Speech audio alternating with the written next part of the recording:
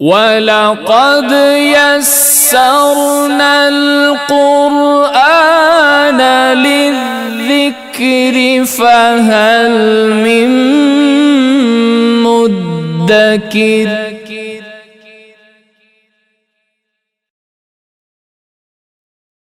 الحمد لله رب العالمين والصلاة والسلام على سيد الأنبياء والمرسلين وعلى آله وأصحابه أجمعين، أما بعد، فأعوذ بالله من الشيطان الرجيم. بسم الله الرحمن الرحيم.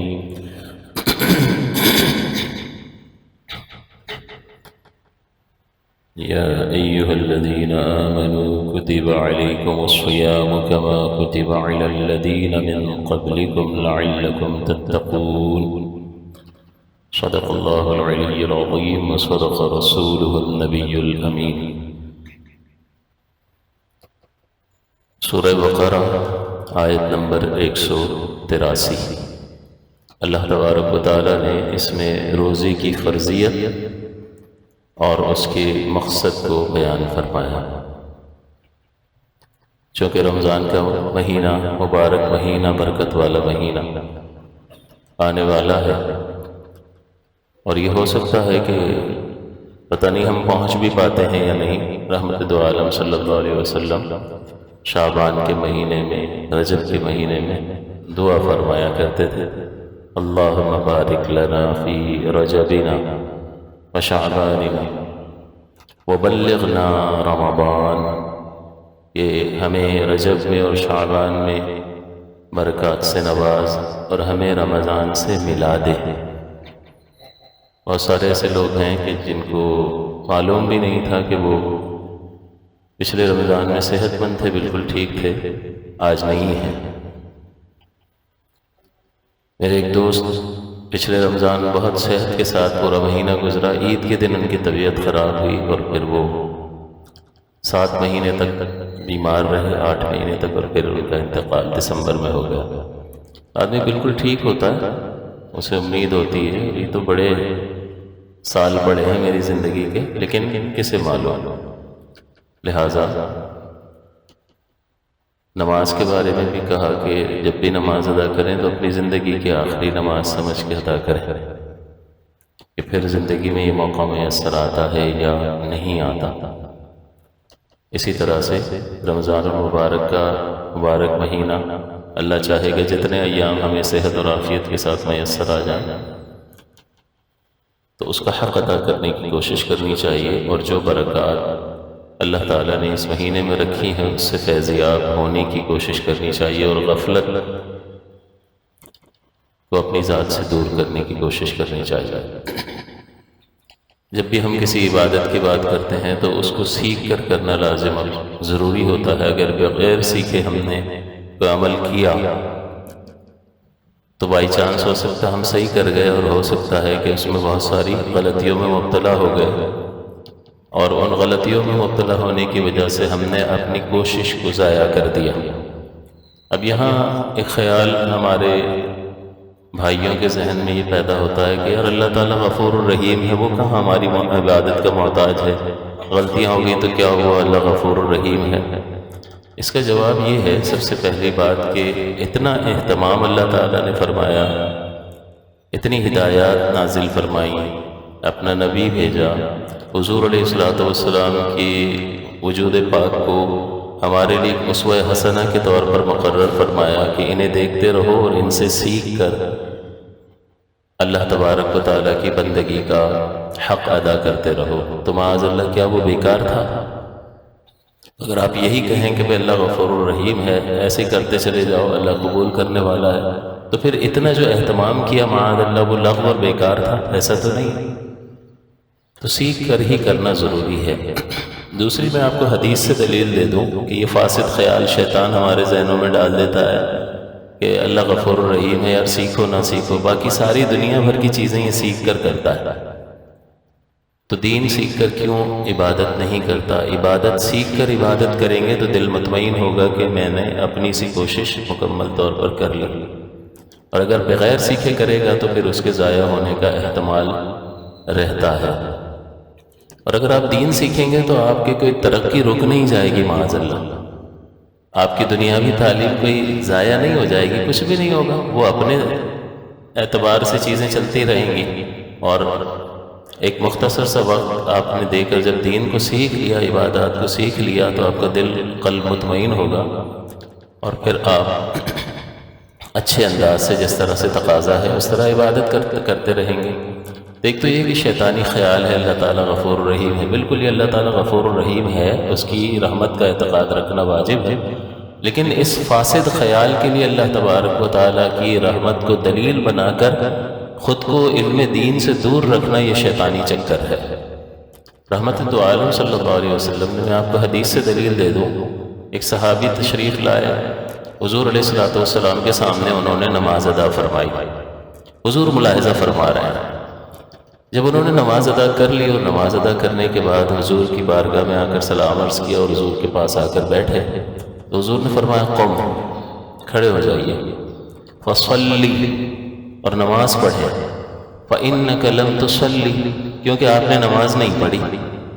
اب وہ صحابی تو ابھی حضور کے سامنے نماز پڑھ کر آئے، تو صحابی نے یہ دلیل حضور کو نہیں دی، حضور میں نے پڑھ تو لی، رکوع بھی کیا، سجدہ بھی کیا، سب کیا تو ہے، اللہ غفور الرحیم ہے۔ کیا حضور کو نہیں پتا ہے اللہ تعالیٰ غفور الرحیم ہے؟ ہمیں کس نے بتایا کہ اللہ تعالیٰ غفور الرحیم ہے؟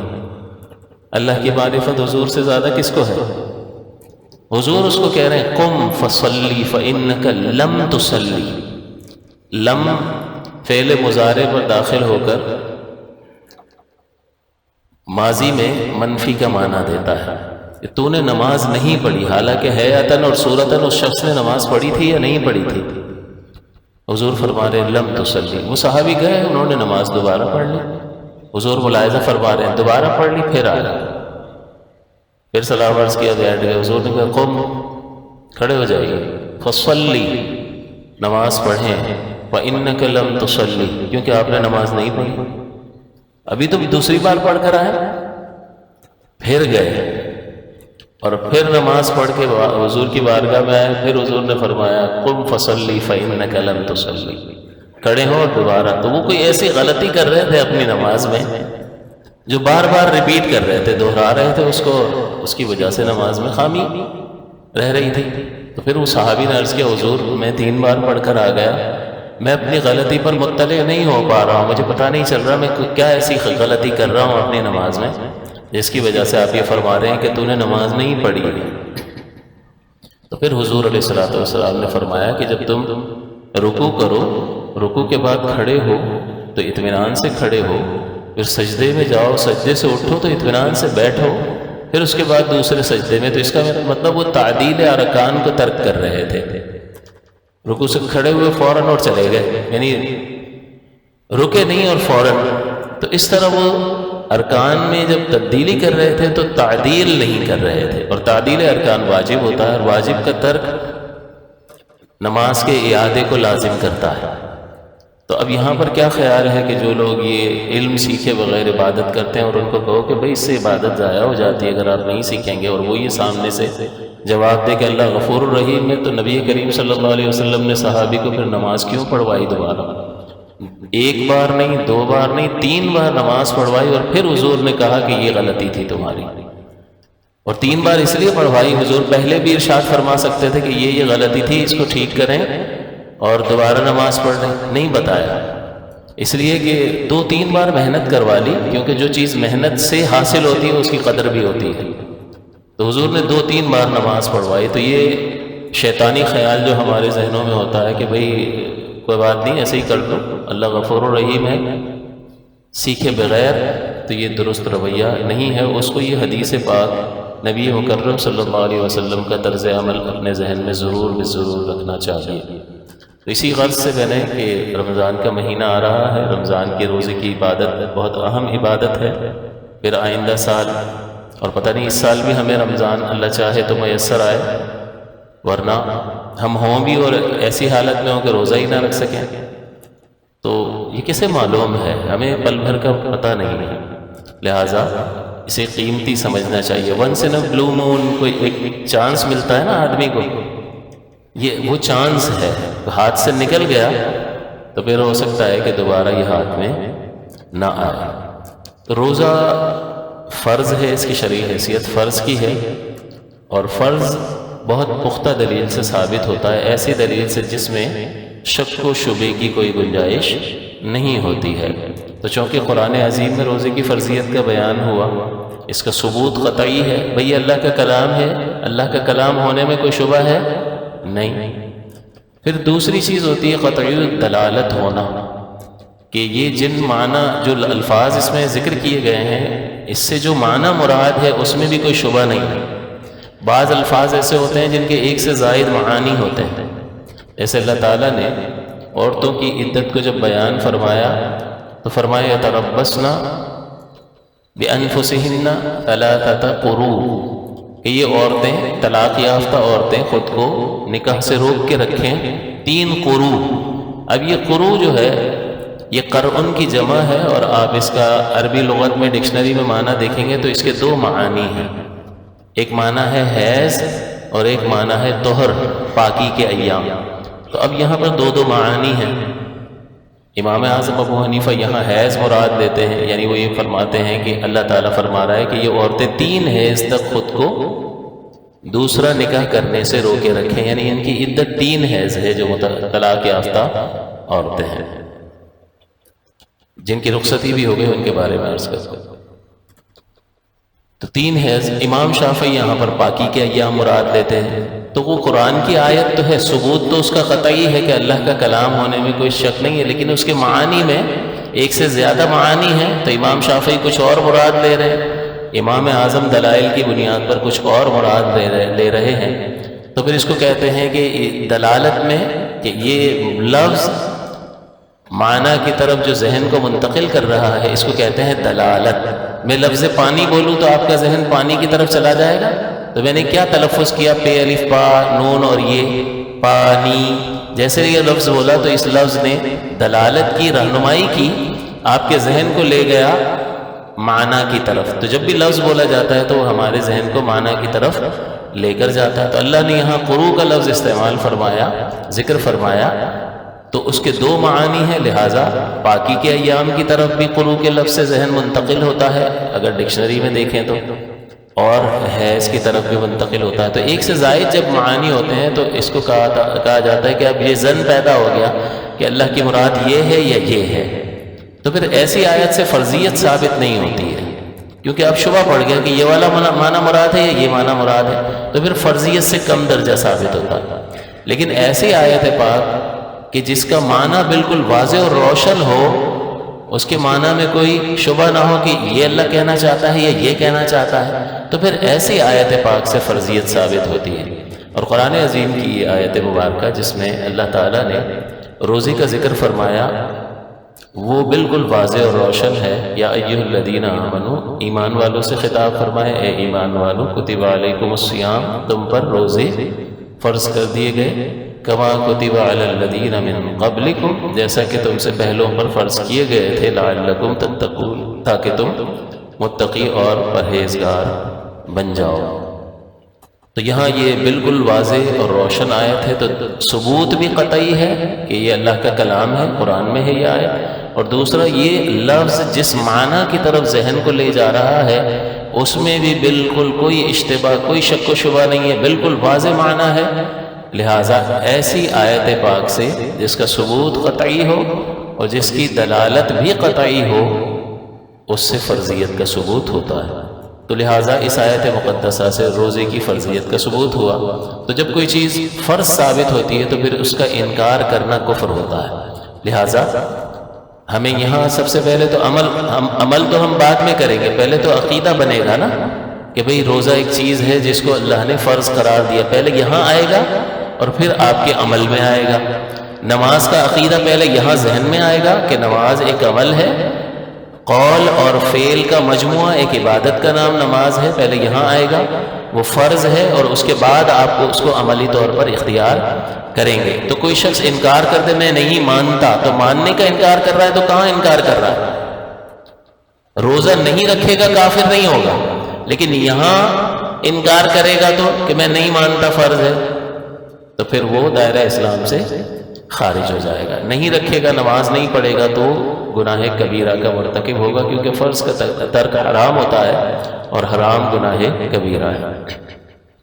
یہاں اللہ تعالیٰ نے ایک سبب ذکر فرمایا تاکہ تم متقی اور پرہیزگار بن جاؤ. اب یہاں یہ غور کرنے کی بات ہے کہ تقوی اور پرہیزگاری کہتے ہیں اللہ کے احکام کو ماننا، عمل کرنا اس پر. اور حکم، احکام حکم کی جمع ہے، اور حکم میں امر بھی آ جاتا ہے اور نہی بھی آ جاتا ہے. امر کا مطلب ہوتا ہے جو کچھ کرنے کا کہا وہ کریں، اور جس سے منع کیا ہے اس سے رک جائیں. ان دونوں کا مجموعہ ہوتا ہے احکام. تو متقی وہ شخص ہے کہ جو کرنے کا کہا وہ کرے اور جس سے روکا گیا ہے وہ رک جائے. اچھا جی، وہ کیا ہے؟ کرنے میں فرض، واجب، سنت موقدہ. جس عمل پر یہ نام بولا جائے گا وہ سارے کے سارے ضروری قرار پائیں گے. فرض سب سے زیادہ ضروری، پھر واجب، پھر سنت موقدہ. ہاں، سنت غیر موقدہ اور مستحب میں چوائس ہے، آپ کا اختیار ہے. کریں گے اجر ملے گا، نہیں کریں گے تو گرفت نہیں. حرام کو چھوڑنا ہوگا، مکروہ تحریمی کو چھوڑنا ہوگا، اور اصاعت کو چھوڑنا ہوگا. اس کے بغیر چارہ کار نہیں ہے. ہاں، مکروہ تنزیہی اور خلاف اولا چھوڑیں گے تو اچھا ہے، اور ارتکاب کر لیں گے جان بوجھ کر بھی تب بھی شریعت کوئی گرفت نہیں کرتی ہے. تو یہاں اللہ تعالیٰ نے یہ جو فرضیت قرار دی کہ تم پر فرض کیا، تقوی اور پرہیزگاری کا بیان کیا کہ تم یہ کر لو گے تو متقی بن جاؤ گے. اور تقوی ہر انسان کی ضرورت ہے یا نہیں ہے؟ اپنے خالق کے احکام پر عمل کرنا اس کی بندگی کا تقاضا ہے، اس کے احسانات کا تقاضا ہے یا نہیں ہے؟ اس نے ارادہ کیا، آپ کو پیدا کر دیا، اس نے ارادہ کر دیا، ہزارہ نعمتیں اس نے ہمیں عطا کر دی، اور سب سے بڑی نعمت ایمان کی دولت اور حضور علیہ السلام کی امت میں پیدا ہو جانا. یہ تو انبیاء جو ہے وہ تمنا فرماتے رہے. حضرت موسیٰ علیہ السلام سے مذکور ہے کہ انبیاء تمنا فرماتے رہے کہ اس امت کا حصہ بنے.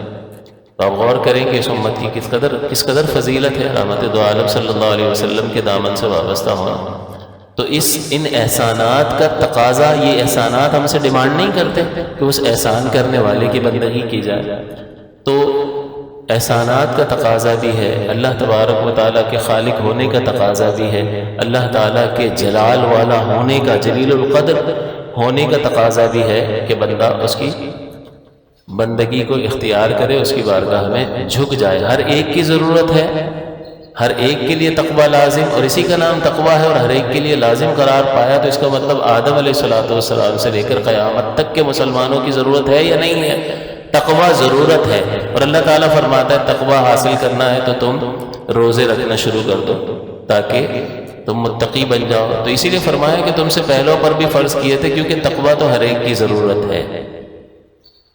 تم سے پہلوں پر بھی لازم کیے تھے، اور اس سے تھوڑا سا آدمی ریلیف فیل کرتا ہے کہ یار ہم پر ہی نہیں ہے، دوسروں پر بھی تھے. اگرچہ دن مختلف تھے، اتنی تعداد تھی، کم تھی، طریقہ کار کیا تھا، وہ اپنے مقام پر ہو سکتا ہے فرق اس میں، لیکن روزہ جو ہے وہ ہر شریعت میں موجود رہا ہے. تیسری بات یہ کہ یہاں غور توجہ طلب امر یہ ہے کہ روزے کی تعریف اگر آپ ملاحظہ فرمائیں تو روزے کی تعریف کیا ہے کہ 3 کاموں سے، کھانے پینے اور قضاء شہوت سے، صبح صادق سے لے کر غروب آفتاب تک نیت کے ساتھ رک جانے کا نام روزہ ہے. 3 کام ہو گئے، ٹائمنگ مخصوص ہو گئی اور نیت لازم ہے. 3 کاموں سے ایک مخصوص وقت میں نیت کے ساتھ رک جانے کا نام روزہ ہے. اب اگر آپ ان 3 کاموں پر غور فرمائیں تو آپ یہ نتیجہ آسانی سے نکال لیں گے کہ اللہ تعالیٰ کن کاموں سے ہمیں روک رہا ہے. کھانے سے، پینے سے اور قضاء شہوت سے. یہ ساری چیزیں حیوانیت کا تقاضا ہے. انسان روح اور جسم کا مجموعہ ہے، اس میں حیوانیت بھی ہے اور نطق بھی اللہ تعالیٰ نے رکھا ہے. انسان حیوان ناطق ہے. تو یہ جتنے بھی تقاضے یہاں روزے میں جن چیزوں سے روکا گیا وہ حیوانیت کا تقاضا ہے. کھانا حیوانیت کا تقاضا، پینا جو ہم میں حیوانیت رکھی گئی ہے اس کا تقاضا ہے. اسی طرح قضاء شہوت جو ہے اپنی نسل کو بڑھانا، اپنی شہوت کو پورا کرنا، یہ بھی حیوانیت کا تقاضا ہے. اللہ تعالیٰ نے ان 3 چیزوں سے روک دیا اور فرمایا لعلکم تتقون۔ اس کا مطلب یہ ہوا کہ جب ہم اپنی نفسانی خواہشات کو، اپنے جسمانی تقاضے کو، اپنے اس حیوانی تقاضے کو کمزور کریں گے تو روح طاقتور ہوگی، اور جب روح طاقتور ہوگی تو پھر اللہ تبارک و تعالیٰ کے احکام پر عمل کرنا اچھا لگے گا، آسان محسوس ہوگا، اور اس کا لازمی نتیجہ یہ نکلے گا کہ انسان متقی اور پرہیزگار بن جائے گا۔ تو اس کا ایسنس اور لب لباب یہ ہے کہ انسان کو خود کو لمیٹڈ خواہشات رکھنی چاہیے۔ جب وہ اس کو لمیٹڈ کرے گا تو پھر اس کی روح تقویت پائے گی، اور آپ دیکھتے ہیں کہ رمضان المبارک میں ایک ایسا پاکیزہ ماحول بن جاتا ہے کہ ہر ایک کا نیکی کرنے کو دل چاہتا ہے۔ اطراف میں سب روزہ رکھے ہوئے ہیں، کوئی قرآن کی تلاوت کر رہا ہے، کوئی نوافل پڑھ رہا ہے، کوئی درس دے رہا ہے، تو یہ سارا جو ماحول کریٹ ہو جاتا ہے، سارا دن بھوک پیاس روزہ رکھ رہے ہیں، اس کے بعد رات میں تراویح ہے، قرآن کی تلاوت ہے، یہ ساری چیزیں ایک ماحول بن جاتا ہے۔ یہ کیوں بن جاتا ہے؟ اس لیے کہ نفسانی تقاضے کو کمزور کیا ہے۔ لیکن ہمارا حال یہ ہے کہ ہمارے لیے تو رمضان کا مہینہ گویا کہ کھانے پینے کے لیے آتا ہے۔ جتنا راشن ہم عموماً مہینے میں خرید رہے ہوتے ہیں، رمضان میں اس سے 2.5 گنا زیادہ چیزیں آ رہی ہوتی ہیں، اور جتنا ہم کھانا کھا رہے ہوتے ہیں اس کا وزن کر کے رکھ لو، اندازہ کر کے رکھ لو، اور رمضان کے پورے مہینے کا آپ حساب کر کے آخر میں رکھ لو تو گویا کہ وہ زیادہ ہو جاتا ہے، جس کا لازمی نتیجہ نکلتا ہے کہ برسہ برس سے ہماری زندگی میں رمضان کا مہینہ آتا رہا، لیکن دیر از نو چینج، کوئی تبدیلی نہیں آئی ہے۔ وجہ اس کی کیا ہے؟ وجہ یہی ہے کہ ہم نے سمجھا نہیں، ہم نے ایک رسم سمجھ لیا اس کو، اور رسم کے طور پر اس کو ادا کیا، تو پھر اس کے وہ ثمرات اور وہ برکات ہماری زندگی میں رونما نہیں ہو سکی جو حقیقتاً اس کے ثمرات تھے، اس کے فوائد تھے، اور وہ تقوی اور پرہیزگاری اور اللہ تعالیٰ کی فرمانبرداری کی صورت میں ظاہر ہو رہے۔ تو اس آیت مقدسہ میں ایک اصول اللہ تعالیٰ نے دے دیا کہ اگر تم اللہ کے قرب حاصل کرنا چاہتے ہو، اگر تم تقوی اور پرہیزگاری میں درجہ کمال کو پانا چاہتے ہو، تو اپنی حیوانیت کو، اپنی حیوانی خواہشات کو کم سے کم کرتے چلے جاؤ، اس پہ ریسٹرکشنز لگاؤ، اس پہ قدغن لگاؤ، اس پہ پابندیاں لگاؤ۔ جیسے حکم ہوا اور جی سرکار اندر سے آواز آئی، جو مطالبہ ہوا فوراً پورا کرنے لگ گیا، تو یہ آدمی کبھی بھی ترقی نہیں کر سکتا۔ اگر وہ اپنے باطن ہی کی باتیں مان رہا ہے تو باطن جب تھکا ہوا ہوگا، اگرچہ یہ نماز جماعت سے پڑھنے کا عادی ہو، بہت زیادہ تھکا ہوا ہوگا، باطن سے آواز آئے گی یار آج تو بہت تھک گئے، تھوڑا سا لیٹ پڑھ لیں گے، آرام کر لیتا ہوں، یہ کہے گا جی سر، جی حضور، کیونکہ یہ تو اس کی بات ماننے کا عادی ہے نا۔ تو اندر سے آرڈر آیا تو نماز جماعت ترک کر دی، چھوڑ دی اس نے۔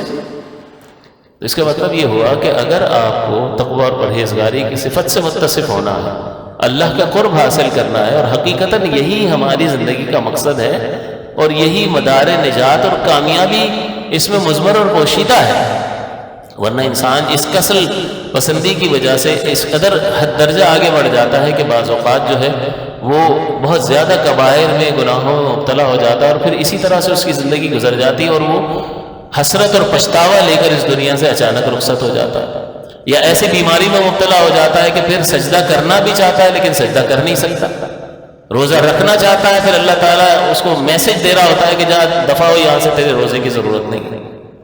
اللہ تعالیٰ ہر مومن مسلمان کو ایسی آفت سے محفوظ فرمائے، لیکن اللہ تعالیٰ گرفت بھی فرماتا ہے، اور وہ رحیم و کریم ہے، ان دونوں چیزوں کو بیلنس کر کے رکھنا چاہیے۔ تو رمضان کے اس روزے کی فرضیت پر مشتمل آیت پاک ہمیں یہ پیغام دے رہی ہے کہ اس میں روزے میں جن 3 چیزوں سے منع کیا ہے وہ ہمارے نفس کا تقاضا ہے، ہماری حیوانیت کا تقاضا ہے، اور اس سے روک دیا گیا ہے، اور اس کا نتیجہ تقوی اور پرہیزگاری کی صورت میں نکلتا ہے۔ لہٰذا اس سوال کا جواب ہمیں حاصل ہو گیا کہ قرب الہی کی منازل طے کرنے کے لیے ہمیں ضبط نفس کرنا ہوگا۔ آپ کو اچھا لباس پہننے سے شریعت منع نہیں کرتی، اچھا کھانا کھانے سے، اچھے گھر میں رہنے سے، اس کا کوئی غلط مطلب بھی نہ لے کہ مسجد میں بیٹھ جائیں کیا، نہیں۔ عبادت کا مطلب یہ ہے کہ آپ جہاں بھی ہوں آپ کو اللہ یاد رہے۔ نماز کا جمعہ کا حکم ارشاد فرمایا، اور جمعہ ادا کرنے کے بعد اللہ تعالیٰ نے فرمایا اذا قضیت الصلاۃ فانتشروا فی الارض وابتغوا من فضل اللہ، کہ جب نماز جمعہ ادا کر لی جائے تو زمین پر پھیل جاؤ، اور اللہ کا فضل تلاش کرو، یعنی رزق تلاش کرو۔ اور آگے ارشاد فرمایا وَاذْكُرُوا اللَّهَ كَثِيرًا لَعَلَّكُمْ تُفْلِحُونَ، اور اللہ کو کثرت سے یاد کرو تاکہ تم کامیاب ہو جاؤ، فلاح پاؤ۔ تو اس کا مطلب یہ ہے کہ اللہ فرما رہا ہے ہمارا خالق اور مالک کہ اس کی یاد میں کامیابی ہے۔ تم اپنے اسٹینڈرڈ جو تم نے بنا رکھے ہیں نا کہ دولت زیادہ آ گئی تو کامیابی ہے، شہرت مل گئی تو کامیابی ہے، جسم توانا ہو گیا تو کامیابی ہے، حسن حاصل ہو گیا تو کامیابی ہے، اچھی خوبصورت بیوی مل گئی تو کامیابی ہے، بیٹے بہت سارے پیدا ہو گئے تو کامیابی ہے، کاروبار بہت اچھا چل گیا تو کامیابی ہے، اقتدار حاصل ہو گیا تو کامیابی ہے۔ اللہ تعالیٰ فرماتا ہے اللہ کی یاد کامیابی ہے۔ بتاؤ دونوں میں سے کیا چیز بہتر ہے؟ جو خالق فرمائے، کیونکہ میری آپ کی سوچ اور فکر اتنی سی، میرا آپ کا تجربہ اور مشاہدہ اتنا سا، اور میرا رب ہر چیز کا جاننے والا ہے، ہر چیز کا عطا کرنے والا ہے۔ اسے معلوم ہے کہ اس کی زندگی میں فیوچر میں اگلے لمحے میں کیا ہونے والا ہے، مجھے معلوم نہیں ہے، میں بس پلاننگ کرتا رہتا ہوں، لیکن معلوم نہیں ہے کہ جو کچھ جمع کر رہا ہوں اپنے اوپر وہ خرچ بھی کر سکوں گا یا نہیں کر سکوں گا۔ تو اصل یہ ہے کہ شریعت کو سمجھنے کی ضرورت ہے۔ شریعت آپ کو جائز کاموں سے نہیں روکتی، لیکن ایک بیلنس زندگی گزارنے کا اور اصولی باتیں سمجھانے کا ایک اہتمام فرماتی ہے کہ آپ اس سے سمجھ جائیں کہ اللہ کا قرب اسی صورت میں حاصل ہو سکتا ہے جب ضبط نفس حاصل ہو، آپ اپنے باطنی تقاضے کو نہ کہنے کی جرت رکھتے ہو، نہ کہنا آپ کو آنا چاہیے۔ اگر یہ آئے گا تب ہی جو ہے اللہ تعالیٰ کے قرب کی منازل طے ہو سکیں گی، ورنہ وہ جو تقاضا کرتا رہے، وہ موبائل لیا، گندی چیز دیکھنے کا ارادہ کیا، دیکھ لی، اس کا مطلب کنٹرول نہیں ہے، ضبط نفس نہیں ہے اس کو۔ عبادت ترک کرنے کا ارادہ ہوا، سستی اور کسل پسندی پیدا ہو گئی، چھوڑ دی عبادت، وہ وقت گزر گیا میرے بھائی، وہ وقت گزر گیا، وہ لوٹ کر نہیں آئے گا، آپ نے لوز کر دیا وہ مومنٹ جو اللہ کی یاد پر مشتمل ہونا چاہیے تھا۔ تو اللہ تعالیٰ یہاں فرما رہا ہے کہ نماز پڑھ کے چلے جاؤ اور اللہ کا فضل تلاش کرو، دکانوں پر بیٹھو، کاروبار کرو، منع نہیں ہے، لیکن وہاں بھی اللہ کو مت بھولنا۔ جب کاروبار کر رہے ہو تب بھی اللہ کی شریعت کو یاد رکھنا، کوئی ڈیلنگ کر رہے ہو تو شریعت کے موافق کرنا، اور یہ کب ہوگا جب آپ اس کو سیکھ کر کریں گے۔ تو لہٰذا اس سے یہ آپ نتیجہ ضرور اپنے ذہن میں محفوظ رکھیں کہ جتنا باطنی تقاضے کو ضبط انسان کرتا ہے اتنا ہی اس میں طاقت پیدا ہوتی ہے اور وہ اللہ تعالیٰ کے قریب ہونے کی پوزیشن میں آتا ہے۔ روزے کی تعریف جیسا کہ آپ کو بتائی کہ نیت کے ساتھ 3 کاموں سے صبح صادق سے غروب آفتاب تک رک جانے کا نام روزہ ہے۔ تو اب اس میں نیت کا ذکر آیا تو نیت دل کے ارادے کو کہا جاتا ہے۔ آپ کے دل میں ارادہ ہے کہ میں روزہ رکھوں گا تو بس یہی نیت ہے۔ اور سحری جو ہم کرتے ہیں یہ بھی کیوں کر رہے ہیں اس سے پوچھا جائے تو کیا جواب دے گا؟ بھئی روزہ رکھنا ہے نا، تو اس لیے وہ سحری کرنا بھی یہ نیت میں شمار کیا جاتا ہے۔ وقت نیت کا کیا ہے؟ جیسے ہی مغرب ہو جاتی ہے تو اگلا دن شروع ہو جاتا ہے۔ اس کا مطلب یہ ہے کہ آج ابھی اگر مجھے ہفتے کا روزہ رکھنا ہے کل، تو میں کب نیت کر سکتا ہوں؟ جب کل شروع ہو جائے تب۔ اگر ابھی نیت کروں گا تو یہ معتبر نہیں ہوگی۔ اگر میں یوں کہوں مجھے کل روزہ رکھنا ہے تو ٹھیک ہے، یہ ایک ارادہ ہے لیکن یہ نیت نہیں ہے۔ جب غروب آفتاب ہو جائے گا اب مجھے ارادہ کرنا ہوگا کہ میں کل روزہ رکھوں گا۔ یہ اس کا اسٹارٹنگ پوائنٹ ہے۔ اس سے یہ معلوم ہوا کہ کوئی شخص رمضان کے اسٹارٹ ہوتے ہی پورے رمضان کے مہینوں کے روزے کی نیت کر لے تو کیا اس نیت کا اعتبار ہوگا؟ نہیں، ایک ہی روزے کی نیت کا اعتبار ہوگا جو دن آ گیا۔ آ رہی ہے بات سمجھ میں؟ تو ہر دن جو ہے آپ کو نئی نیت کرنی ہوگی۔ اچھا جی، یہ تو اسٹارٹنگ پوائنٹ ہے، کب تک آپ نیت کر سکتے ہیں؟ تو آپ نیت، اگر آپ رات میں آپ نیت نہیں کر سکے، سحری میں بھی آپ کی آنکھ معاذ اللہ نہیں کھلی، نماز کے وقت میں آپ اٹھے یا معاذ اللہ نماز بھی جاتی رہی، بہت دیر سے اٹھے، تو اب کب تک نیت کی جا سکتی ہے؟ تو ضحوہ کبریٰ جو مکروہ وقت آتا ہے اس سے پہلے نیت کرنا لازم ہے۔ اگر اس سے پہلے آپ نے نیت کر لی تو یہ روزہ شمار کیا جائے گا۔ تو غروب آفتاب کے بعد نیت ہو سکتی ہے، اور ضحوہ کبریٰ میں نہیں، ضحوہ کبریٰ سے پہلے۔ مثال کے طور پر 11:35 پر یہ ضحوہ کبریٰ کا وقت شروع ہوتا ہے، یعنی مکروہ وقت شروع ہوتا ہے، تو اس 11:35 پہ شروع ہوتا ہے تو 11:35 سے پہلے لمحے میں آپ کو نیت کرنا ضروری ہے. 35 پہ کریں گے تو یہ نیت شمار نہیں ہوگی. دوسری چیز اس سے یہ بھی معلوم ہوا کہ اگر مثال کے طور پر یہ نیت نہ ہو تو روزہ وہ پھر نیت رکھی کیوں گئی ہے؟ تاکہ عبادت اور عادت میں فرق ہو جائے. ایک شخص جو ہے بہت زیادہ مصروف رہا، گھر میں کوئی ایمرجنسی ہو گئی، گھر والوں کو اسپتال لے جانا پڑا رات میں، اور سارا دن لگے رہے اور طبیعت بہت زیادہ خراب تھی اور ہوش نہیں رہا کچھ کھانے پینے کا، اور اسی میں مغرب ہو گئی، تو کیا یہ روزہ ہوا اس کا؟ حالانکہ وہ کھانے پینے اور قضاء شہوت سے رکا رہا اور اس پورے وقت میں رکا رہا، لیکن نیت نہیں تھی، لہٰذا یہ روزہ نہیں ہوگا. تو نیت کی بہت زیادہ اہمیت ہے، اور اس کا وقت میں نے آپ کی خدمت میں ذکر کر دیا کہ کس وقت سے کس وقت تک نیت آپ کر سکتے ہیں. دوحہ کبریٰ کا وقت شروع ہو گیا تو پھر نیت نہیں کی جا سکتی، لہٰذا آپ کے لیے لازم ہے کہ جیسے ہی آپ روزہ افطار کریں تو اگلے روزے کی نیت کر لیں کہ میں کل روزہ رکھوں گا. اگلی بات کہ روزہ جو توڑنے کی جو صورتیں ہوتی ہیں وہ مختلف ہوتی ہیں. ایک ہوتا ہے عمدن اور قصدن، جان بوجھ کر روزہ توڑ دیا. اب اس میں 3 چیزیں ہوتی ہیں کہ روزہ دار ہونا بھی یاد ہے، دوسرا روزہ توڑنے والا عمل جان بوجھ کر کیا ہے، اور تیسرا خوشی سے کیا ہے، قلبی خوشی سے کیا ہے. جب یہ تینوں چیزیں جمع ہوں گی تو ہم کہیں گے کہ یہ عمدن قصدن روزہ توڑا ہے. روزہ یاد ہونے کے بارے میں اکثر بعض اوقات جب بیان کرتے ہیں تو بندہ کہتا ہے یار روزہ تو یاد ہی ہوتا ہے نا. رمضان کے ابتدائی دنوں میں کیونکہ پریکٹس نہیں ہوتی ہے، نیا رمضان شروع ہوا ہوتا ہے تو اس میں خیال نہیں رہتا، لہٰذا قصدن اور عمدن روزہ ٹوٹنا کب کہلائے گا؟ جب روزہ یاد ہو، جان بوجھ کر روزہ توڑنے والا عمل کیا ہو اور قلبی خوشی سے کیا ہو، تو پھر یہ عمدن اور قصدن میں شمار ہوگا اور روزہ ٹوٹ جائے گا. اس کا نتیجہ اور حکم یہ ہے کہ روزہ ٹوٹ جائے گا.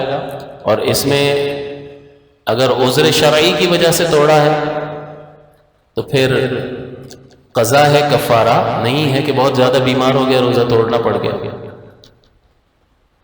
اسی طرح سے حادثہ ہو گیا، ہاسپٹل لے کے دوائی پلانی پڑ گئی تو وہ مجبوری کی صورت ہے، لہٰذا قضا ہے اور کفارہ نہیں ہے.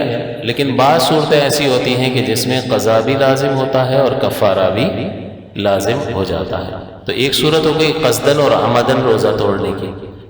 دوسری ہے خطاً کہ غلطی سے ٹوٹ گیا، تو اس میں بھی روزہ یاد ہوگا، جان بوجھ کر عمل نہیں کیا اور قلبی خوشی سے نہیں کیا. مثال کے طور پر وضو خانے میں وضو کر رہا ہے اور کلی کے لیے پانی ڈالا اور کسی نے دھکا دیا، ایسے ہی کسی کا ہاتھ لگ گیا اور وہ پانی حلق سے نیچے اتر گیا، ممکن ہے. لیکن اس میں روزہ تو اس کو یاد ہے، لیکن اس میں اس کی کوئی غلطی بظاہر اس نے جان بوجھ کر وہ عمل نہیں کیا اور قلبی خوشی سے نہیں کیا، بلکہ پریشان ہو جائے گا کہ یار روزہ میرا ضائع ہو گیا، تو اس کو خطاً کہتے ہیں. اس سے بھی روزہ ٹوٹ جائے گا. اور چونکہ تھوڑی سی غفلت ہوئی ہے کہ ایسے موقع پر بہت زیادہ چوکنا رہنا چاہیے. کوئی قیمتی سامان ہوتا ہے تو اس کو ذرا سنبھال کے ایک جگہ سے دوسری جگہ اتنا منتقل کرتا ہے یا نہیں کرتا؟ کرتا ہے. تو اسی طرح سے روزہ بہت قیمتی عبادت ہے اور اپنے وقت میں ادا ہو تو یہ اس کی بہت زیادہ قدر و منزلت ہے. نبی کریم صلی اللہ علیہ وسلم نے فرمایا کہ اگر کسی نے رمضان کا ایک روزہ چھوڑ دیا پھر وہ زمانے بھر کے روزے جو ہے اس قصور کو، اس کمی کو پورا کرنے کے لیے رکھتا رہے تو یہ سارے زمانے کے روزے اسے ایک فرض روزے کے برابر نہیں ہو سکتے. اس لیے کہ اللہ کا فرض کیا ہوا سب سے بلند ہی رہے گا ہمیشہ. اب ساری زندگی نوافل نماز پڑھتے رہے اور 1-2 رکعت فرض پڑھ لیں، وہ 2 رکعت فرض ساری زندگی کے نوافل پر بھاری ہوگی، کیونکہ وہ نوافل آپ نے خود اپنے اوپر لازم کیے ہیں اور فرض خالق کا لازم کیا گیا ہے. جو خالق نے لازم کیا گیا ہے اس کی اہمیت ہی جداگانہ ہے. تو لہٰذا اس میں احتیاط ضروری ہے کہ جب آپ کلی وغیرہ کر رہے ہوں جہاں پر احتمال ہو کہ بھئی یہاں کوئی مسٹیک ہو جائے گی تو روزہ ٹوٹ سکتا ہے، تو آپ کو احتیاط کرنی ہوگی. اب خطاً پانی چلا گیا روزہ تو ٹوٹ جائے گا، اور چونکہ غفلت کی ہے تو لہٰذا توبہ بھی لازم ہے. اور تیسری چیز جو ہے اس پر قضا لازم ہے، کفارہ لازم نہیں ہے. تیسری صورت ہوتی ہے اکراہن کہ کسی نے جو ہے مجبور کیا کہ روزہ توڑ دے.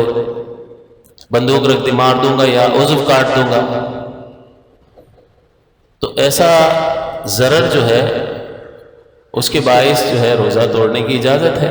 تو اب اگر اس نے روزہ توڑ دیا تو روزہ بھی اس کو یاد ہے، جان بوجھ کر بھی عمل کر رہا ہے، لیکن دل راضی نہیں ہے اس پر، زبردستی توڑ رہا ہے، تو روزہ تو ٹوٹ جائے گا، لیکن اس پر کفارہ نہیں ہے اور مجبور کیا گیا ہے تو کوئی توبہ بھی لازم نہیں ہے، لیکن اسے اس کے بدلے میں بعد میں ایک روزہ قضا رکھنا ہوگا۔ چوتھی صورت ہوتی ہے سہون، یعنی بھول کر، تو اس میں روزہ ہی یاد نہیں ہوتا اور جان بوجھ کے مزے لے کے کھا رہا ہوتا ہے، کل بھی خوشی بھی ہوتی ہے اور جان بوجھ کے ہی سب کچھ کر رہا ہوتا ہے، تو اس میں جو ہے نبی کریم صلی اللہ علیہ وسلم نے فرمایا جس نے بھولے سے کھا لیا اس کا روزہ باقی ہے، کیونکہ اسے اللہ نے کھلایا اور پلایا، تو اس کا روزہ نہیں ٹوٹے گا، وہ اسی طرح سے روزے کو مکمل کرے گا۔ تو 4 صورتیں ہو گئیں، قصدن اور عمدن، خطأن، اکراہن مجبور کر کے، اور سہون۔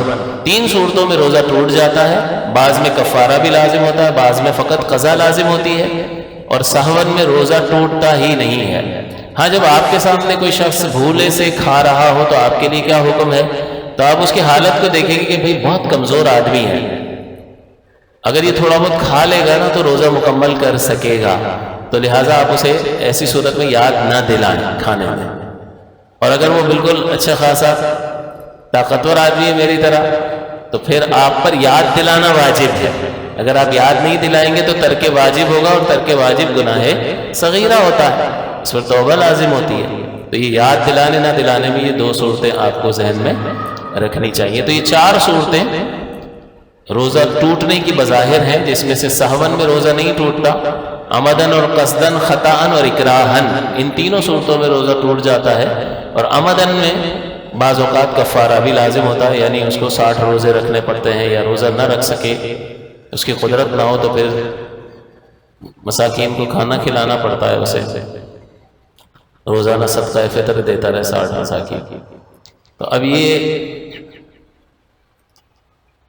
4 صورتیں ہو گئی۔ پھر روزہ ٹوٹنے کی جو صورتیں ہیں وہ 3 چیزوں سے روزہ ٹوٹتا ہے۔ منہ، ناک یا آنکھ کے ذریعے سے جسم میں کسی چیز کا داخل کر دینا، یہ روزہ توڑ دے گا۔ تو منہ اور ناک کا معاملہ تو آسان ہے، وہ تو سب کو معلوم ہے کہ ناک کے ذریعے سے بھی جسم کے اندر پانی چلا جاتا ہے، اور جیسے ہی آپ اس کو اوپر چڑھانے کی کوشش کریں گے تو وہ جسم میں جائے گا، اور منہ کے ذریعے سے تو عام بات ہے۔ آنکھ میں اور حلق میں راستہ ہے، کیونکہ جب آپ دوائی ڈالتے ہیں تو تھوڑی دیر کے بعد آپ کو حلق میں کڑواہٹ اور اس دوا کا ذائقہ محسوس ہوتا ہے۔ پہلے زمانے میں فتویٰ یہ تھا کہ کان میں دوائی ڈالو گے تو ٹوٹ جائے گا، اور آنکھ میں ڈالو گے تو نہیں ٹوٹے گا، کیونکہ پہلے فقہاء جو ہے انہوں نے اندازہ کیا اور بنیاد اس پر تھی کہ بھئی روٹ راستہ ہے یا نہیں ہے، تو انہیں لگا کہ کان اور حلق میں راستہ ہے، تو انہوں نے فتویٰ دیا کہ یہاں ڈالو گے تو چلا جائے گا، روزہ ٹوٹ جائے گا۔ یہاں انہوں نے کہا راستہ نہیں ہے، تو پھر یہاں ڈالیں گے تو یہیں رہے گا، جائے گا ہی نہیں، جب جائے گا نہیں تو روزہ ٹوٹتا کس سے؟ جسم کے باطن میں اندر کوئی چیز داخل کرنے سے۔ تو انہوں نے آنکھ میں فرمایا روزہ نہیں ٹوٹے گا، بہار شریعت میں لکھا ہوا ہے، اور کان میں ڈالیں گے تو ٹوٹ جائے گا، یہ لکھا ہوا ہے۔ لیکن بعد میں سائنس نے پروف کر دیا کہ آنکھ اور حلق میں راستہ ہے، اور کان میں پردے کی وجہ سے، یہ بیچ میں پردہ ہے، پردہ جس کا ڈیمیج ہو چکا ہو تو پھر روٹ ختم ہو گیا، پھر تو روٹ پیدا ہو گیا۔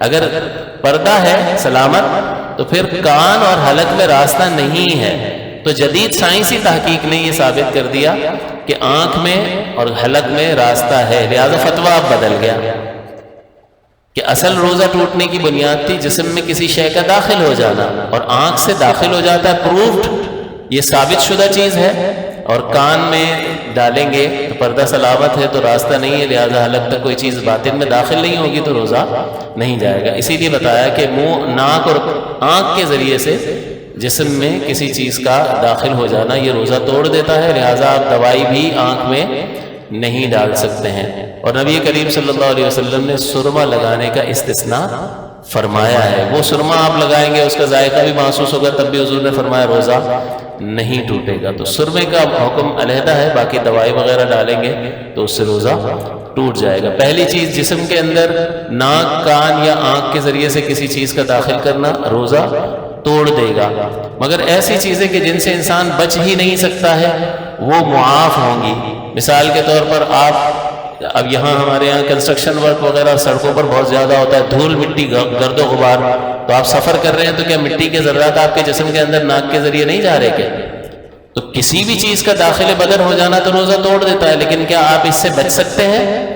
تو جن چیزوں سے بچا نہیں جا سکتا وہ شریعت اسے معاف رکھتی ہے۔ اللہ تعالیٰ اس کا مکلف بندے کو نہیں فرماتا، اتنا ہی مکلف فرماتا ہے جتنی اس نے استطاعت اور طاقت بندے میں پیدا کی۔ اسی طرح ایک شخص ہے آٹے کی چکی پہ کام کر رہا ہے، وہ تو پورا آٹے میں بھوت بنا ہوا ہوتا ہے، تو اب کیا آٹے کے ذرات اس کی ناک کے ذریعے جسم میں نہیں گئے ہوں گے؟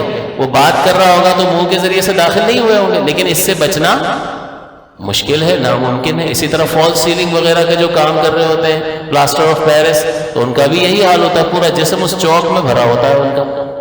تو روزے کی حالت میں کیا اس کے ذرات جسم میں داخل نہیں ہوں گے؟ تو اصول کیا ہے کہ جسم میں کسی چیز کا داخل ہو جانا ان تینوں راستوں سے روزہ توڑ دے گا، لیکن جب بچنا مشکل ہو تو شریعت نے ان چیزوں کو معاف رکھا ہے، لہٰذا اس سے روزے پر ایفیکٹ نہیں آئے گا۔ تو ایک پہلی چیز تو یہ ہو گئی کہ ناک، آنکھ اور کان کے ذریعے سے کسی شے کا جسم میں داخل ہو جانا روزے کو توڑ دے گا، روزہ یاد ہونے کی صورت میں۔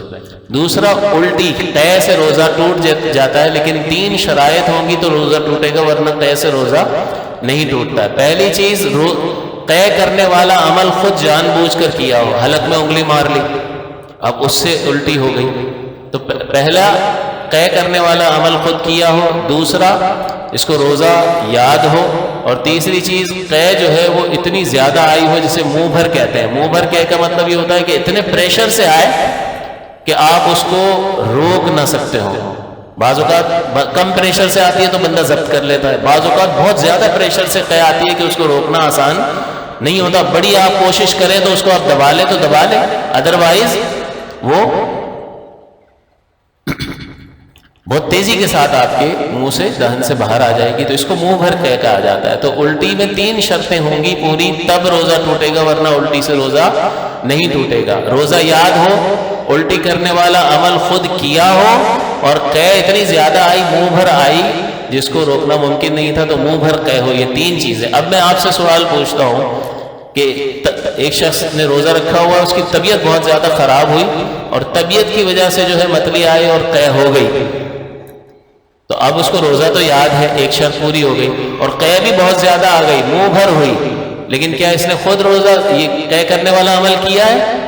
نہیں، تو یہ خود بخود قے ہوئی ہے، لہٰذا اس سے روزہ، تیسری شرط پوری نہیں ہوئی، خود عمل کیا ہو، روزہ یاد ہو اور قے منہ بھر ہو، تب اس قے سے روزہ ٹوٹے گا، ادروائز نہیں ٹوٹے گا۔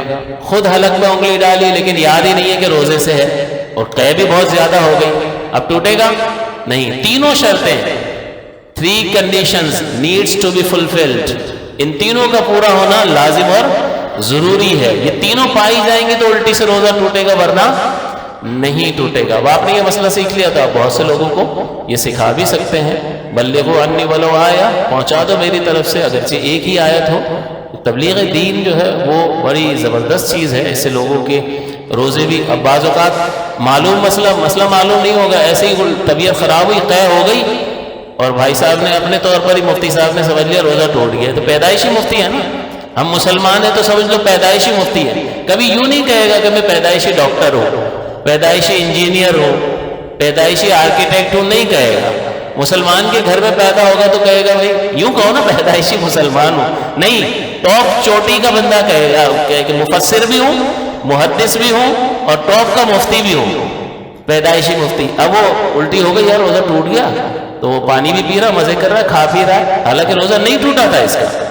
3 شرطیں پوری ہوتی تب ٹوٹتا، لیکن وہ اپنے طور پر اس نے فیصلہ کر لیا مفتی صاحب نے، اور روزہ اس نے اپنا ضائع کر لیا۔ اگرچہ وہ اس پہ کفارہ لازم نہیں ہوگا، لیکن بہرحال اس نے ایک گناہ کیا، علم نہیں سیکھا اور اپنے روزے کو ضائع کر دیا، وہ ساری مصیبتیں اس کے سر پر تو آئیں گی، یہ تو پتہ چلے گا جب اس کی سزا ملے گی تو اس وقت معلوم ہوگا، تو یہ ناقدری نہیں کرنی چاہیے۔ تو لہٰذا اب تیسری شرط کہ بھائی حلق میں انگلی مار لی اس نے، روزہ بھی اس کو یاد تھا، لیکن اتنی سی کہ آئی زیادہ نہیں آئی، منہ بھر نہیں آئی، تو اب عمل تو خود کیا ہے، یہ پہلی شرط پائی گئی، روزہ بھی یاد ہے لیکن قے منہ بھر نہیں آئے، لہٰذا اس قے سے بھی روزہ نہیں ٹوٹے گا۔ تو قے سے روزہ اس صورت میں ہوگا جب یہ تینوں شرطیں پوری ہوں۔ اور تیسری روزہ ٹوٹنے کی شرط یہ ہوتی ہے، یعنی صورت یہ ہوتی ہے کہ کسی بھی طریقے سے خود پر غسل واجب کر لینا یہ روزہ توڑ دیتا ہے۔ واجب کرنا کہا ہے، واجب ہونا نہیں، لہٰذا کوئی سو رہا ہے اور احتلام ہو گیا، غسل واجب ہو گیا، ہو گیا ہے، کیا نہیں ہے، تو ہونے اور کرنے میں زمین آسمان کا فرق ہوتا ہے، تو ہونے سے روزہ نہیں ٹوٹے گا، غسل واجب کرنے سے روزہ ٹوٹ جائے گا۔ تو تین چیزوں سے روزہ ٹوٹ جاتا ہے، منہ، ناک یا آنکھ کے ذریعے سے کسی چیز کا بدن میں داخل کرنا روزہ توڑ دے گا، مگر وہ چیزیں معاف ہیں جن سے انسان نہیں بچ سکتا، جیسے آٹے کی چکی میں کام کرنا اور یہ ریت کے ذرات وغیرہ کا جسم میں داخل ہونا۔ دوسری چیز الٹی سے قے سے ٹوٹے گا، لیکن تین شرائط کے ساتھ، روزہ یاد ہو، قے کرنے والا عمل خود کیا ہو، اور قے منہ بھر ہو، اتنی زیادہ قے ہو گئی تو پھر اس سے روزہ ٹوٹ جائے گا۔ ایک بھی شرط نہ پائی جائے تو قے سے روزہ نہیں ٹوٹے گا۔ اور تیسری چیز، کسی بھی طرح سے خود پر غسل واجب کرنا یہ روزہ توڑ دے گا۔ ان چیزوں کو آپ یاد رکھیں۔ انشاءاللہ اگلے درس میں کن صورتوں میں قضا لازم ہوتی ہے فقط، اور کن صورتوں میں قضا اور کفارہ دونوں لازم ہوتا ہے، اور وہ کون سے اعذار ہیں جن کی بنیاد پر شریعت مطہرہ روزہ چھوڑنے کی اجازت مرحمت فرماتی ہے۔ ان چیزوں کا بیان ہوگا تاکہ رمضان المبارک کی آمد سے پہلے یہ بنیادی چیزیں ہمارے ذہن میں ہوں اور ہم سیکھ کر عبادت کر سکیں، اور یہ شیطانی خیال کہ اللہ تعالیٰ جو ہے وہ سیکھو نہ سیکھو اور غفلت برتو اور اپنی عبادات کو ضائع کر لو، اور پھر یہ کہ اللہ تعالیٰ معاف کرنے والا ہے، تو یہ رحمانی خیال ہے کہ اللہ معاف کرنے والا ہے، لیکن اس کو بنیاد بنا کے، اس کو علم نہ سیکھنے کی بنیاد بنانا یہ شیطانیت ہے۔ اور میں دوبارہ وہ حدیث سنا دیتا ہوں، کیونکہ جب پہلے سنائی تھی تو لوگ موجود نہیں تھے، کم افراد موجود تھے۔ وہ پورا درس جو ہے اس چینل پہ فیض نثاریہ پر جا کر اس کو سنیں، تاکہ مکمل آپ یہ پورا درس سن سکیں، اور جو چیزیں آپ کی رہ گئی ہیں وہ آپ سن لیں اس کو۔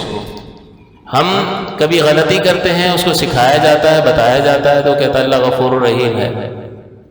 تو اس کا جواب یہ دیا کہ رحمت دو عالم صلی اللہ علیہ وسلم نے ایک صحابی کو نماز پڑھتے ہوئے ملاحظہ فرمایا، پھر انہوں نے نماز ادا فرما لی اور حضور کی بارگاہ میں آئے، سلام عرض کیا اور تشریف فرما ہوئے، تو حضور نے فرمایا قم فصلی فإنک لم تصلی، کھڑے ہو جائیں اور نماز پڑھیں کیونکہ آپ نے نماز نہیں پڑھی ہے، ابھی تو پڑھ کر آئے ہیں، لیکن حضور فرما رہے ہیں کھڑے ہو جائیں، آپ نے نماز پڑھی ہی نہیں ہے۔ اب وہ صحابی نے حضور کو نہیں کہا اللہ غفور الرحیم ہے، حضور کہاں سکھا رہے ہیں؟ ہم یہ کہہ رہے ہوتے ہیں سیکھیں یا نہ سیکھیں، کاپی پیسٹ کرتے چلے جائیں، اور کوئی سمجھائے اور سکھائے تو اس کو یہ جواب دیں کہ اللہ غفور الرحیم ہے۔ بھائی آپ سیکھو، سیکھ کر عمل کرو، سیکھ کر عمل کرنے کے بعد جب آپ نے پوری کوشش کر لی، پھر کوئی کمی کوتاہی رہ جائے گی، اللہ غفور الرحیم ہے۔ یہ طرز عمل کیوں اختیار نہیں کرتے ہیں؟ تو حضور نے ان صحابی کو اٹھایا، دوبارہ نماز پڑھوائی، دوبارہ پڑھ کر پھر حضور کی بارگاہ میں آئے، حضور نے پھر فرمایا قم فصلی فإنک لم تصلی، کھڑے ہو جائیں اور جائیں نماز پڑھیں، آپ نے نماز نہیں پڑھی، دو بار تو پڑھ لی۔ پھر انہوں نے تیسری بار نماز پڑھی، حضور کی بارگاہ میں آئے، حضور نے پھر فرمایا قم فصلی فإنک لم تصلی، کھڑے ہو جائیں اور نماز پڑھیں کیونکہ آپ نے نماز نہیں پڑھی ہے۔ اب وہ عرض کرتے ہیں کہ حضور مجھے سمجھ نہیں آ رہا میں کیا غلطی کر رہا ہوں، مجھے اطلاع نہیں ہو رہی ہے کہ میں کہاں مسٹیک کر رہا ہوں۔ تو پھر حضور نے ان کی غلطی بتائی کہ آپ تعدیل ارکان یعنی واجب کو ترک کر رہے ہیں، تو تعدیل ارکان کو ہر رکن کے بعد آپ اطمینان سے رکیں، رکوع سے کھڑے ہوں تب بھی آپ ٹھہریں ایک سبحان اللہ کی مقدار، اور پھر اس کے بعد جائیں سجدے میں، پھر سجدے سے جب اٹھتے ہیں تو اس میں بھی آپ جلسے میں آپ بیٹھیں اور ایک سبحان اللہ کی مقدار رکیں اور پھر سجدے میں جائیں۔ ہمارے بعض اوقات بھائی رکوع سے اٹھنے فوراً تیزی کے ساتھ سجدے سے اٹھیں گے فوراً دوسرے سجدے میں، تو حضور نے اس پر تنبیہ فرمائی۔ تو اب وہ جو جواب دے رہا ہے اللہ غفور الرحیم ہے، اور اس کو بنیاد بنا رہے علم نہ سیکھنے کی، اس کو عقل کے ناخن لینے چاہیے، اور ہر ایک کو جو لازم علم ہے باقاعدہ علماء سے رابطہ کر کے مدرسے میں سیکھنا چاہیے۔ اب ہمارے بعض بزرگ حضرات کہتے ہیں کہ ہم اس عمر میں جائیں گے، تو بھائی اگر اس عمر میں کوئی شخص اسلام قبول کرے گا تو وہ سیکھے گا کہ نہیں سیکھے گا؟ سیکھے گا. تو اس کا مطلب یہی ہوا کہ آپ نے نہیں سیکھا ہے تو you will have to learn. آپ کو یہ سیکھنا ہوگا، اگر نہیں سیکھیں گے تو نقصان ہوگا. بس آخری بات کہ پچھلے 2-4 دن پہلے ایک شخص نے نماز میں، ہم عصر کی نماز تھی، 2 رکعت نکل چکی تھی، امام صاحب قاعدہ اولا میں بیٹھے تھے. میں آپ کو حالت بتا رہا ہوں کہ حالت کیا ہے. ایک صاحب جو ہے، میں کھڑا ہوا تو میں نے دیکھا کہ امام صاحب کھڑے ہونے لگے ہیں قاعدے سے، تو میں رک گیا اور امام صاحب کے کھڑے ہونے کا میں نے انتظار کیا، لیکن وہ صاحب فوراً شامل ہو گئے نماز میں. سفید داڑھی تھی ماشاءاللہ، وہ بیٹھ گئے. اب ان پر واجب تھا کہ اتحیات پوری پڑھتے اور کھڑے ہوتے. آپ بھی جب نماز میں شامل ہوں اور امام صاحب کو قاعدے میں پائیں تو آپ پر اتحیات پڑھنا واجب ہوگا، اگرچہ امام کھڑا ہو جائے. اس میں آپ پر امام کی اقتداء کرنا واجب نہیں ہے، بلکہ سنت یہ ہے کہ آپ یہ بیٹھے رہیں گے اور امام کے پیچھے نہیں جائیں گے. آپ اپنی اتحیات پوری پڑھیں گے، واجب ہے، پھر آپ امام کے ساتھ جا کر ملیں گے. تو اب ان کے لیے کیا حکم تھا کہ وہ شامل ہو گئے اور جیسے ہی وہ بیٹھے تو امام صاحب کھڑے ہو گئے تو وہ بھی کھڑے ہو گئے. اب آپ غور فرمائیے کہ زندگی کا اتنا بڑا حصہ آدمی گزار دے، بال پورے سفید ہو چکے ہیں اور اسے یہ بنیادی عبادت کے مسائل معلوم ہی نہیں ہے، اور وہ نماز پڑھنے آیا، وہ عبادت کرنے آیا، ثواب اور اجر کمانے کے لیے آیا، اور یہ گناہ کا کام اس نے کر لیا. تو اب بتائیے کہ کوتاہی ہے یا نہیں ہے؟ یہ صرف نظر ہے یا نہیں ہے؟ یہ اپنے دین کی تعلیم کو جو اللہ نے اپنے نبی کے ذریعے سے بھیجی، اہمیت نہ دینا ہے یا نہیں ہے؟ تو ہم کہاں کھڑے ہیں؟ پھر ہم کہتے ہیں ہم پر مصیبتیں آ گئی، ہم پر اللہ تعالیٰ نے خوف مسلط کر دیا، جہاں نکلو موبائل چھیننے کا ڈر، جان جانے کا ڈر. تو بھائی آپ نے ایسا کون سا کارنامہ کیا ہے اللہ کو راضی کرنے کا کہ اللہ تعالیٰ اپنی رحمتوں کی برسات آپ پر کر دے اور آپ کے لیے امن و امان کا گہوارہ بنا دے آپ کے ملک کو؟ اللہ کے احکام کی ناقدری تو ایسے کرتے ہیں جیسے اس کے معاذ اللہ اس کے احکامات کو ردی کی ٹوکری میں پھینک دیا ہو. حالت تو یہ ہے. اور ماحول کیسا چاہیے؟ بڑا پاکیزہ ماحول چاہیے، میرے حقوق پورے ہونے چاہیے، مجھے کسی سے کوئی خطرہ نہ ہو. تو میرے بھائی جب آپ دین سیکھو گے اور دین پر عمل کرو گے تو ایک پاکیزہ معاشرہ اس شریعت کی اتباع کے نتیجے میں مارز وجود میں آئے گا، اور پھر آپ کو ہر طرف حسن و خوبی نظر آئے گا. ہم کہیں کہ دین کو ہم کسی جگہ، کسی خانے میں اپنی زندگی میں جگہ کسی درجے میں بھی نہ دیں، نہ اپنی اولاد کو مدارس میں بھیجیں، علماء سے رابطہ کروا کے فرض علوم جو ضروری علم ہے اس کی زندگی میں اسے حاصل کرنا ہے بالغ ہونے سے پہلے، وہ نہ سکھائیں. باقی ساری دنیا بھر کی چیزیں اس کو آتی ہیں، تو وہ دنیا بھر کی چیزیں آپ سیکھیں. کیا دین کا علم سیکھنا ان تمام چیزوں کی راہ میں رکاوٹ بن جائے گا؟ نہیں، ایسا ہرگز نہیں ہے. لہٰذا ہمیں توجہ کرنی چاہیے اور ہمیں اپنا محاسبہ کرنا چاہیے کہ ہم نے کہاں پر خطا کی ہے. اتنی عمریں ہو گئی ہیں، 50 55 60 سال کی زندگی گزر گئی ہے اور ایسے بنیادی عبادت کے مسائل نہیں آتے. تو پھر وہ نکاح طلاق کے مسائل کا کیا ہوتا ہوگا کہ زبان سے کیا کیا کلمات ساری زندگی میں بول رہا ہوگا، اور نکاح کا کیا اس نے بیڑا غرق کیا ہوگا؟ نکاح باقی بھی ہے یا نہیں ہے معاذ اللہ، اور ساری زندگی ساتھ گزار رہے ہیں. وقت کنایہ الفاظ کیا ہوتے ہیں، ان سے طلاق کے وقوع کا حکم کیا ہوتا ہے، کچھ بھی پتہ نہیں، وہ رہ رہے ہیں ساتھ. تو علم ضروری ہے، شریعت اللہ نے نازل کی ہے اس لیے کہ لوگ اسے سیکھیں اور اس کے مطابق اپنے آپ کو ڈھالیں. اللہ تعالی ہمیں عقل اور شعور عطا فرمائے اور یہ سمجھ عطا فرمائے، اور اللہ ایسا کر دے کہ ہم میں وہ ہمت پیدا ہو جائے کہ ہم ان مدارس کی طرف اور ان علماء کی طرف بالکل عملی طور پر کوشش کریں، چاہے ہماری عمر جتنی بھی ہو چکی ہو. اللہ تعالیٰ مجھے اور آپ کو اس پر عمل کی توفیق عطا فرمائے. آمین. وآخر دعوانا الحمدللہ.